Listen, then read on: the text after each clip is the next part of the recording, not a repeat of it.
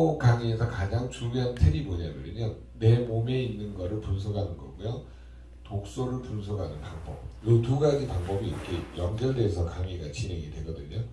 자, 그러면 이 내 몸을 분석해 보라는 말은 뭐냐면, 내 몸에 가지고 있는 비율이 물이 몇 프로라고 70%라는 거를 전달을 하셔야 되고요. 두 번째 특징은 뭘 전달을 하셔야 되냐, 탄수화물, 지방,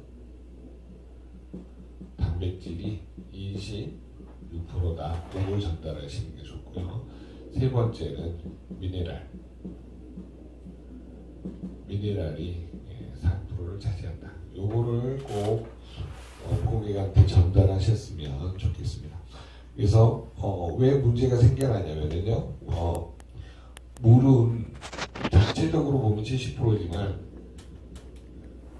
혈액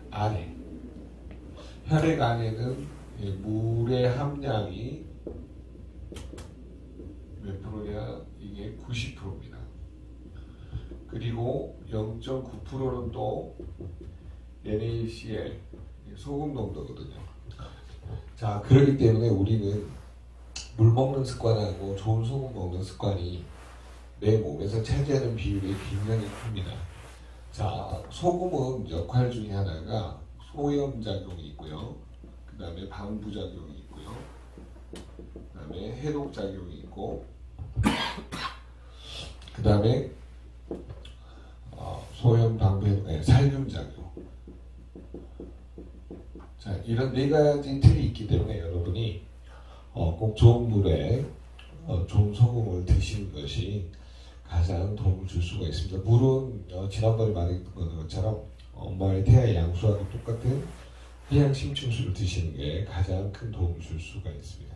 그래서 방법론은, 결론은 무슨 말이냐면요, 좋은 소금을 먹지 않으면 세균 바이러스가 증식을 해요. 세균 바이러스 증식, 이게 문제가 되기 때문에 그러고, 자, 좋은 물을 드시지 않으면은 체내에 미네랄 부족입니다. 그래서 좋은 물의 비율을 드시는 것이 가장, 엄마하고 똑같은 물을 해양 심층수라고,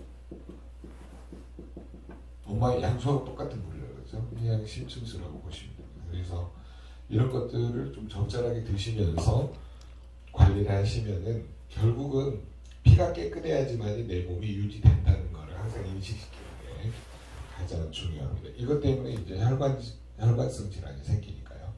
그 다음에 두 번째 항목에서 꼭 보셔야 될 게 뭐냐면, 이 탄수화물, 지방, 단백질 중에 여러분이 탄수화물의 문제점은 이게 분해되면서 포도당의 농도가 증가를 하게 되는 거죠.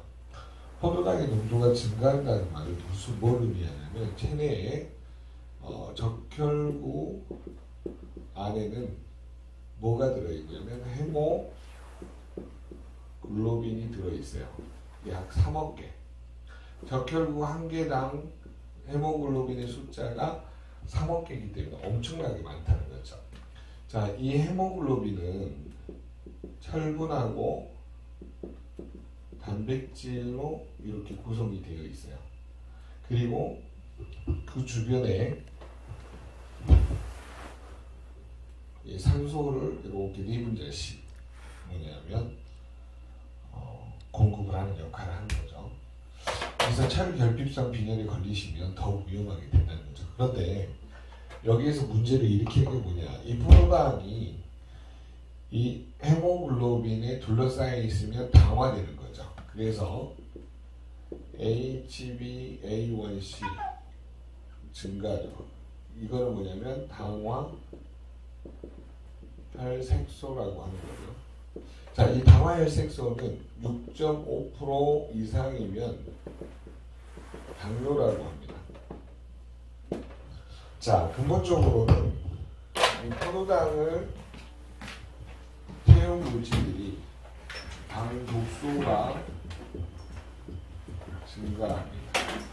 여러분이 보시면 탄수화물을 태우면은 이 보라색 계열의 문제가 생겨나기 시작을 합니다. 그래서 이 보라색 계열의 뭐냐면 쉽게 설명하면 이 보라색 빵 같은 거 이렇게 보면은 갈색으로 바뀌어지는 거예요. 그래서 이 갈색으로 바뀌어지는 그것에 문제가 생겨나기 때문에 여러분이 탄수화물의 당 독소 그거를 중요시 여기셔야 됩니다. 다시 한번 이 부분 설명을 드리겠습니다. 탄수화물은 우리 몸에서 분해가 되면 포도당으로 바뀌어져서 흡수가 됐죠. 그래서 농도가 증가를 하면 무슨 문제가 생기기 시작하냐면 우리 적혈구 안에 들어있는 헤모글로빈에 이게 쌓이게 되면 당화혈색소라 그래서 이 포도당의 농도가 증가를 하게 되는 거죠. 그래서 6.5% 이상이 되면 당뇨로 진행이 되어집니다. 그래서 여러분의 문제고요. 그 다음에 이 탄수화물은 태워지면 맛있어요. 그래서 우리가 볶음밥이 더 맛있는 이유가 거기가 있고요. 빵도 그 태운 부분, 갈색 부분이 굉장히 맛있게 되는 거죠. 그래서 이런 당 독소가 체내에 증가하면서 몸이 망가지는 형국이 되기 때문에 이런 거를 꼭 한 번씩 살펴보시는 게 가장 중요하고요. 그 다음에 우리가 이제 지방은 뭘 중요시 여기셔야 되냐면 오메가3의 비율하고 오메가6의 비율이 1대1이거나 1대4 정도 되어야 됩니다. 그런데 현대인들은 보통 1대 200에서 600 정도로 문제가 되어집니다. 자, 이게 오메가6가 체내의 증가 이유. 자, 오메가6의 체내 증가 이유는 뭐 때문에 증가를 하냐? 이 옥수수 사료 때문이겠습니다. 자, 옥수수 사료는 오메가6의 비율이 굉장히 높죠. 그렇다 보니까 이거를 동물들이 먹으면서 결론은 마지막에 사람들이 먹게 된다는 거죠. 그렇기 때문에 오메가6의 비율이 증가하죠. 그러면 이게 증가하면 오메가6가 분해되면 이게 이제 문제점이 뭐가 생기냐면 염증을 일으키는 물질, 통증을 유발하는 물질, 그 다음에 혈전을 유발하는 물질, 이게 증가합니다. 그렇기 때문에 우리가 음식에서 주로 이 오메가6가 들어있는 물질들이 우리 몸에서 미세 염증을 일으키기 때문에 좋은 지방, 특히 오메가3 비율을 많이 드셔야 됩니다. 이 비율을 높이는 게 도움을 줄 수 있다는 거죠. 그래서 좋은 지방 섭취를 어떻게 할 것인가는 그렇게 보시면 되겠고요. 그 다음에 단백질의 문제를 한번 보도록 하겠습니다. 자, 단백질은 기본적으로 뭘 중요시 여기셔야 되냐면요. 자, 탄소, 수소, 산소, 질소화합물로 되어 있습니다. 그래서 이 질소화합물이 체내에 증가한다는 거죠.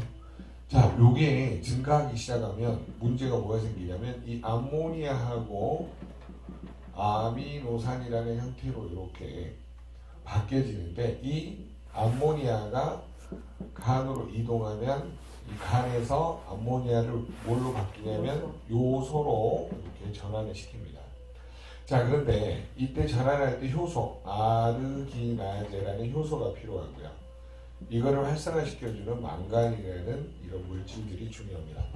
자, 이 효소하고 미네랄 부족으로 무슨 문제가 생기냐면 암모니아의 농도가 증가합니다. 그러면 혈액이 탁해지죠.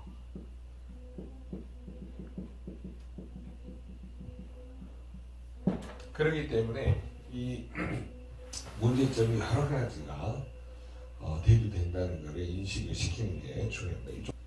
이 공부를 하시다가 보면 내가 먹는 탄수화물, 지방, 단백질이 독소가 된다는 것에 충격을 많이 받으시더라고요. 이거는 효소고 이거는 미네랄이야. 효소하고 미네랄 부족으로 암모니아가 요소로 안 바뀌면 혈액이 탁해지는 근본적인 원인이 되는 거죠. 자, 그 다음에 여러분이 단백질에서 제일 중요한 것 중에 하나가 뭐냐면, 자, 우리 이 단백질 구조 안에 핵산, 세포 안에 보면 핵 안에 들어있는 산성물질이라 그래서 DNA, RNA 이런 물질을 핵산이라고 표현을 합니다. 자, 특히 등푸른 생선은 이제 밀도가 높다 보니까 핵산이 많죠. 고기류에 주로 많이 들어있죠. 그리고 사람의 몸에서 그래서 1차적으로 핵산은 오해를 하시는데 외부에 뭐냐면 등푸른 생선 이 안에도 핵산이 많이 들어있죠. 왜? 모든 세포 안에 핵 안에 들어있는 이 DNA, RNA라는 물질이 핵산이기 때문에 그 다음에 우리가 먹는 고기 단백질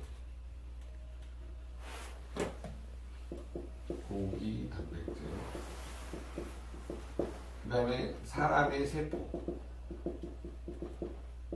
세포 안에도 이 핵 안에 이 핵산이 들어있는 거죠. 자, 그러면 요게 DNA, RNA가 분해되면서 요 안에 있는 물질 중에 핵산이 분해되면 어떤 물질이 증가하냐면 요산이 증가합니다. 자, 요산의 문제점은 뭐냐면 요게 바늘 모양이에요.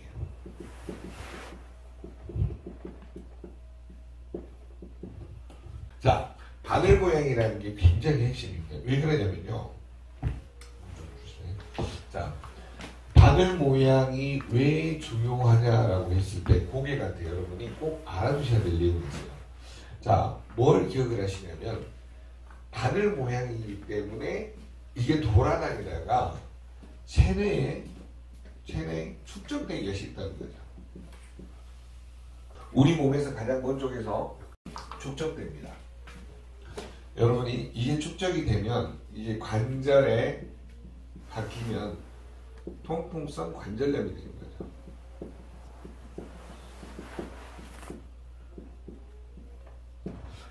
여기서 이제 재밌는 게 나와요. 여러분이 이제 잘 보시면 알겠지만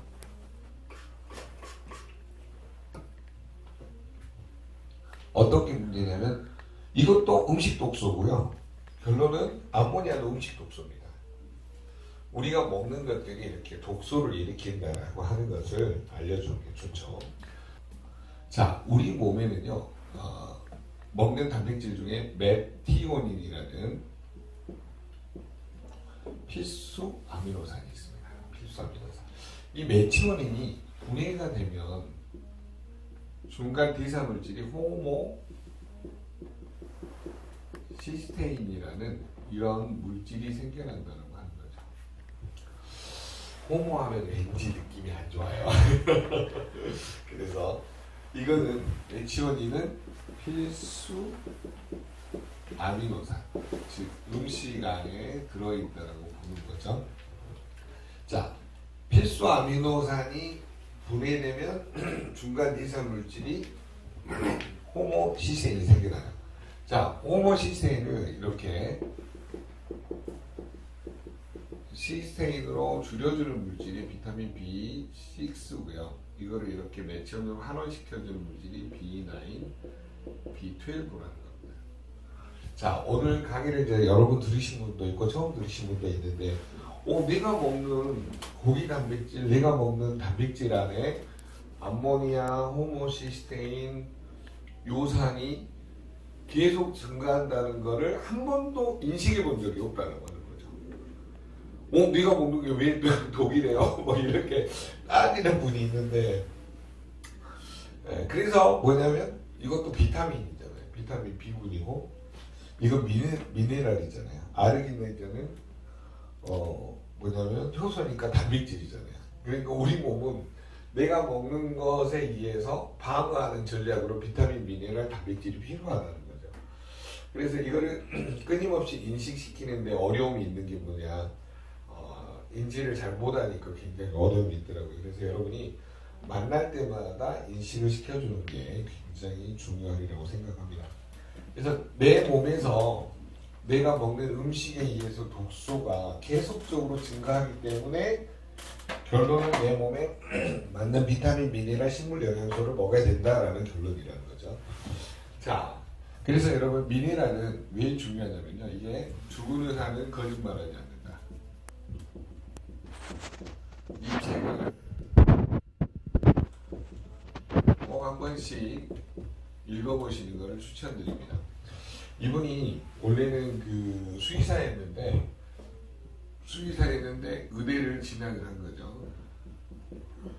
의대를 진학하면서 이분이 이제 동물들은 동맥경화에 걸려서 죽는 사람이 없는데 사람들만 동맥경화에 걸려 죽어요. 그래서 왜 그러는가 하고 곰곰이 생각해 보니까 전체가 미네랄 결핍으로 노화되고 퇴화되면서 질병이 시작된다.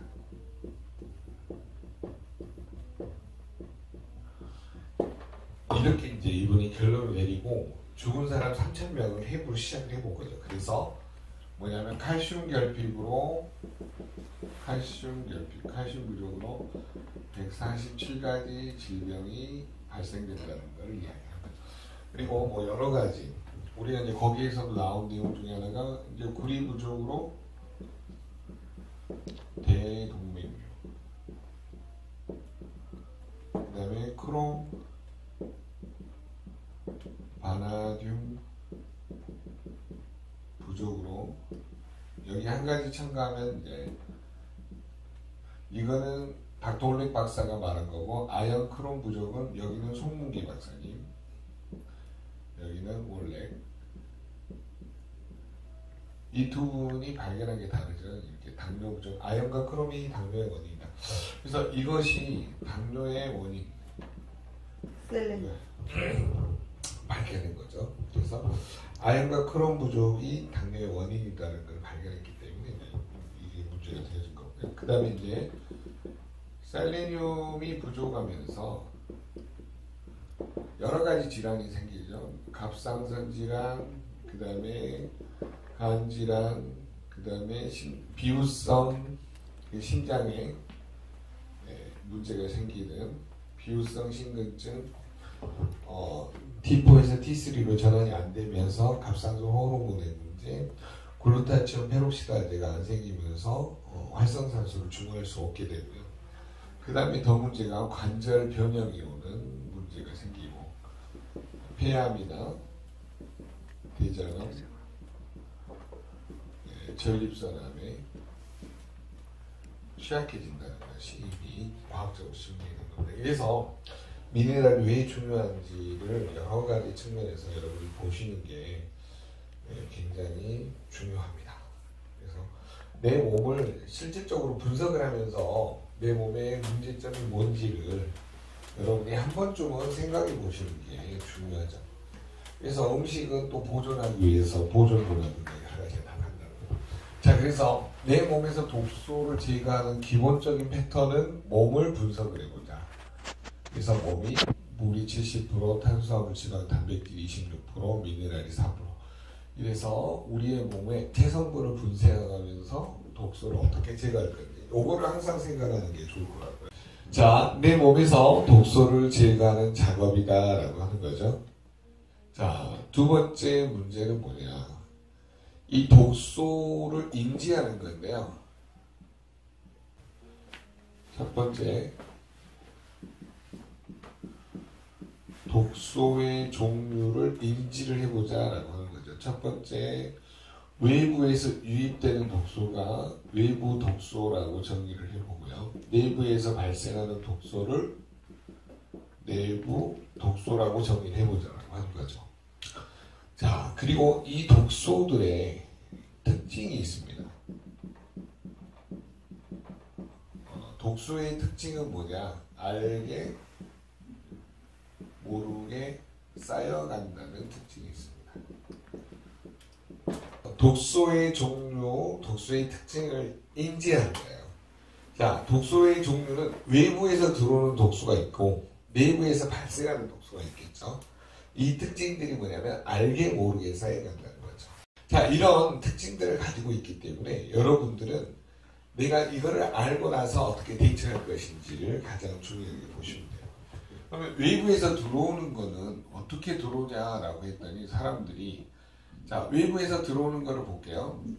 눈을 통해서 들어오면 눈에 염증이 생기면 결막염이 오든지, 그 다음에 아폴로 눈병이 생기든지, 세균과 바이러스에 의해서 여러 가지가 생기게 되죠. 그 다음에 유입되는 게 눈, 코. 코를 통해서 유입이 되면 점막이 상하면서 염증이 생기죠. 그래서 비염이 됩니다. 이게 이제 알레르기성 비염으로 가든지 충농적으로 가든지 하겠죠. 그 다음에 입을 통해서 들어오는 독소가 쌓이게 되면 인후두염, 기관지 염이 되고, 인후두에 쌓이면 인후두염이 되고, 폐에 쌓이면 폐염이 되는 거죠. 특히 폐렴은 이 코로나 바이러스에서 더 심각하게 문제가 되어지기 때문에 더 중요하다고 볼 수가 있습니다. 자, 일부 독소가 이렇게 쌓여가면서 문제가 되어지고요. 그러니까 여기에는 이제 미세먼지, 초미세먼지 이런 게 쌓이기 시작하는 거고요. 그 다음에 아까 말한 음식 독소, 우리 음식 독소가 분해되면서 체내에서 점점 쌓여가는 것들 인식을 하셔야 되고요. 그 다음에 우리의 여기 한 가지 더 하면 뭐냐면 피부를 통해서 계면활성제, 그 다음에 샴푸, 린스에 들어있는 것들, 여성들이 쓰는 샴푸, 린스, 화장품이 들어오는 독소를 피부를 통해서 들어오기 때문에 더 문제가 되어진다고 하는 거죠. 자, 그 다음에 환경 호르몬을 일으키는 환경 독소.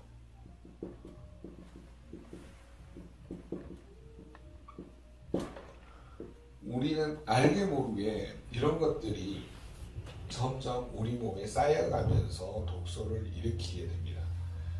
더 중요한 것은 뭐냐면요, 세균, 바이러스, 기생충의 문제. 지난번에 편집을 잘 해주셔가지고 기생충 뜨거운 예, 여러분 과일 먹는 과일 야채 그렇게 많이 들어있는 거 처음 보셨죠? 예, 여러분은 외부에서 끊임없이 유입이 되지만 알게 모르게 쌓여갑니다. 그래서 이런 거를 꼭 알아두시고, 그럼 내부에서 발생하는 독소는 뭐가 늘어가냐면요, 이거는 우리 몸에 에너지 대사 과정에 생성되는 활성산소가 증가한다는 거죠. 그러면 이 활성산소는 왜 증가하냐 봤더니 스트레스 받는 일이 많다는 거예요. 열받고, 그 다음에 두 번째 과로, 세 번째 수면 부족, 자, 네 번째 운동 부족. 운동이 부족하면 땀으로 독소 배출이 안 돼서 문제가 되어지고요. 그 다음에 영양 불균형,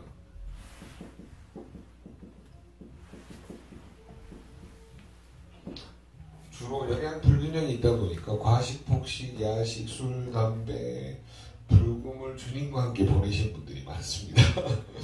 그래서 여러분들이 이런 요소들, 또 이런 요소들에 의해서 외부 독소, 내부 독소에 의해서 활성산소가 끊임없이 증가할 수밖에 없다.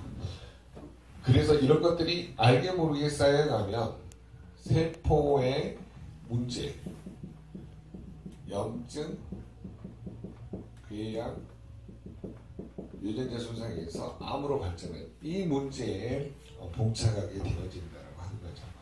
자, 그래서 오늘은 이것 중에 이제 렙틴 저항성에 관련되는 부분들을 하기 전에 이것이 왜 문제가 되어지냐라고 보면 이제 세 번째 문제는 뭐냐면 이거를 해독하는 해독 기관의 과부하가 걸린다는 거죠. 과부하의 문제점에 대해서 살펴보도록 하겠습니다.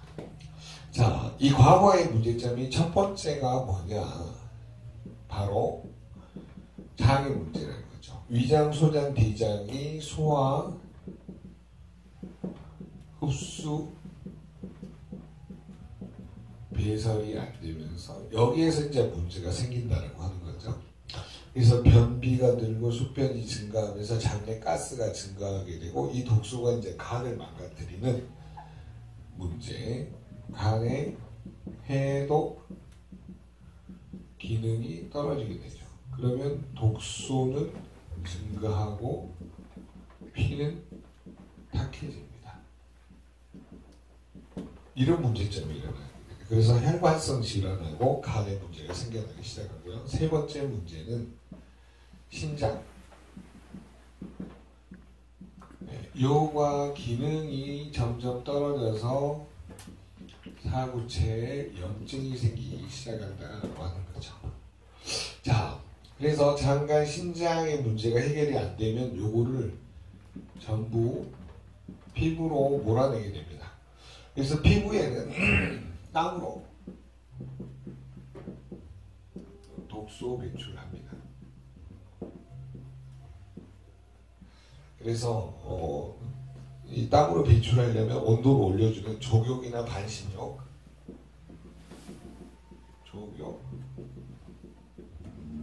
반신욕, 운동 이런 게 필요로 한다라고 하는 거죠.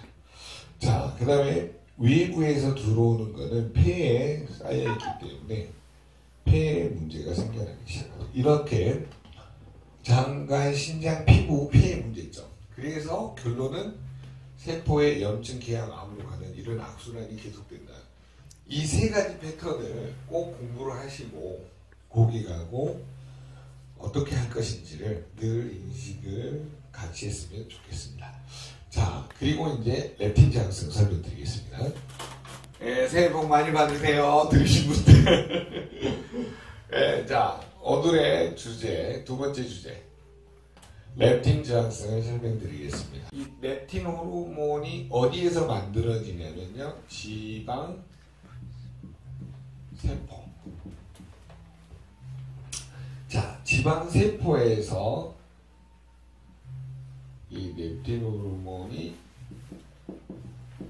분비됩니다. 자, 지방 세포에서 렙틴 호르몬이 분비된다라고 하는 것은 렙틴 호르몬이 하는 역할. 렙틴 호르몬은 어떻게 하냐? 식욕을 억제시키는 역할을 하는 거죠. 자, 그러면 여기서 분비돼 가지고 어디로 이동을 하냐? 뇌로. 뇌의 시상 하부로 이동을 한다는 거죠. 자, 이런 기전을 가지고 있기 때문에 여러분이 반드시 렙틴 호르몬의 방향을, 그러면 이 렙틴 호르몬은 지방세포에서 분비돼 가지고 뇌 시상하부로 이동을 해서 시상하부에 뭐냐면 수용체랑 딱 이렇게 렙틴 호르몬이 결합이 일어나면 이렇게 해서 이게 렙틴 호르몬이라고 정의할게요. 이거 이렇게 수용체랑 결합하면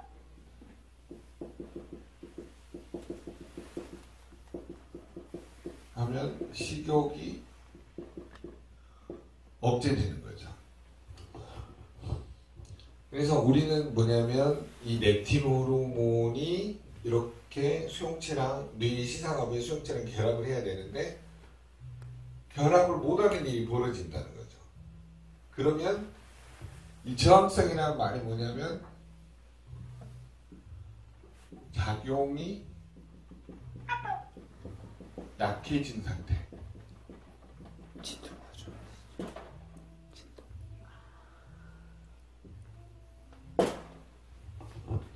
자, 렙틴 저항성이라는 건 뭐냐면 렙틴 호르몬이 약해진 상태. 그러면 인슐린 저항성이라는 건 뭐냐면 인슐린 호르몬이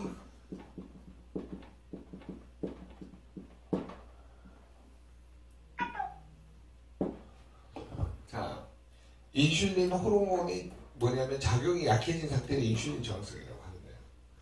그러면 인슐린 저항성, 렙틴 저항성이 어떤 상관관계를 가지고 있습니다. 자, 렙틴 저항성이 생기는 이유를 유심히 살펴봤더니, 자, 이 지방세포가 모여있으면 지방 조직이 되죠. 그래서 우리 몸에 남는 에너지를 중성지방이라는 형태로 저장을 합니다.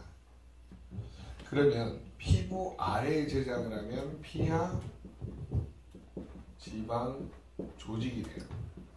우리가 편의상 그냥 피하 지방이라고 하는 거죠. 그 다음에 소장하고 대장 사이에 저장을 하면 내장 지방 조직이 되는 거예요. 자, 이래서 중성지방 수치가 계속 증가를 하기 시작하면 무슨 문제가 생겨버리냐면요. 우리 몸에서 렙틴이 아무리 분비돼도 식욕이 성체하고 결합하는 일이 줄어들어요. 작용이 약해진 상태가 시작이 됩니다. 그러니까 결론은 뭐냐? BMI가 25 이상, 26, 27, 28, 20 이렇게 이상이신 분들은 렙틴 저항성이 시작되고 있다라고 보는 거죠. 그래서 렙틴 저항성을 이야기를 할 때 세계보건기구에서도 말하는 거, 국제표준이 18.5보다 크거나 같든지 25 이하여야 됩니다. 25에서 30 사이는 이거는 경도 비만이라고 그래요. 그리고 30 이상은 중도 비만이 되고요. 그 다음에 35 이상은 고도 비만이 되는 거죠. 그래서 우리가 경도, 중도, 고도로 가시는 분들은 반드시 BMI를 체크하고, BMI는 어떻게 체크를 하냐? 몸무게 나누기 키 나누기 키. 몸무게가 70kg이다. 키가 1m 70이다. 그러면 1.7 나누기 1.7. 그러면 24.2가 되는 거죠. 25 아래가 됩니다. 뭐 거의 걸리는 부분이죠. 자, 이렇게 해서 25 이상이면 경도, 중도, 고도로 가게 되죠. 그래서 이렇게 가시는 분들은 몸에서 뭐가 시작이 되고 있다라고 보냐면 렙틴 저항성이 시작되고 있다라고 보는 거예요. 그래서 렙틴 저항성을 이해를 시키는 게 가장 중요해요. 그러면 렙틴하고 식욕을 뭐냐면 식욕을 증가하는 호르몬이 있어요. 이 호르몬의 이름이 뭐냐면 그렐린이에요. 그렐린. 자, 그래서 식욕이 증가를 하기 때문에 뭘 이해를 시키셔야 되냐면 그렐린 호르몬이 많이 빠져나오는 사람들. 이 호르몬은 어디서 분비되냐면 위장 세포에서 분비됩니다. 여기에서 분비되는 거죠. 그래서 배가 꼬르륵 배꼽시계를 알리는 호르몬이에요. 자, 이 그렐린 호르몬이 많이 분비되는 사람들은 뭐 하게 돼 있냐? 요게 과다 분비되면 과식, 폭식, 야식 요렇게 가게 되는 거죠. 그러면 렙틴 호르몬이 나와서 수용체랑 결합하는 일이 이렇게 줄어들어요. 점점. 그러다 보니까 렙틴 저항성을 하게 됩니다. 그래서 이 렙틴하고 그렐린의 이 관계성을 이해를 하시려면 뭘 이해를 하셔야 되냐? 우리 몸에 남는 에너지가 이렇게 BMI가 점점 증가하기 시작하면 이 렙틴 호르몬의 분비가 줄어든다라고 하는 거죠. 이 호르몬의 분비가 줄어들면 결합하는 일이 줄어들잖아요. 그래서 작용이 약해지니까 렙틴 저항성으로 가게 되는 거죠. 또 정상적으로 분비된다 하더라도 어떤 원인에 의해서 결합을 못하게 되면 또 렙틴 저항성으로 가게 되는 거예요. 그래서 요 관계가 계속 반복되는 일이 일어나는 사람의 특징 중에 하나가 뭐냐면 과식, 폭식, 야식하시는 분이에요. 그리고 BMI가 급격히 증가하시는 분. 자, 이런 분들이 인슐린 저항성까지 나타나면 뭘로 가냐? 이제 당뇨로 가는 거죠. 자, 그래서 가장 중요한 게 뭐냐면 당뇨는 반드시 여러분이 뭘 검사를 해보셔야 되냐? HbA1c 뭐냐면 헤모글로빈 당화 혈색소 검사를 꼭 한번 해보셔야 됩니다. 당화 혈색소. 그래서 이게 6.5% 이하로 가요. 이상이면 당뇨입니다. 6.5% 이상이면 병원에서 당뇨로 판정을 합니다. 그래서 꼭 알아두시고. 그러면 공복시 혈당, 공복시 혈당 체크를 꼭 한번 해보셔야 된다는 거죠. 이거는 126mg/dL 이하. 그래서 126 이하로 혈당이 관리가 되어야 됩니다. 그래서 이 두 가지 기본 개념을 아시고, 원래는 이제 정상적인 거는 90에서 한 100 정도라고 지금은 이제 많이 이야기를 합니다.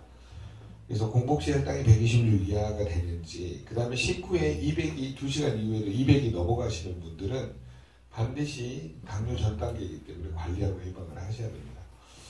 자, 그래서 혹시 식후에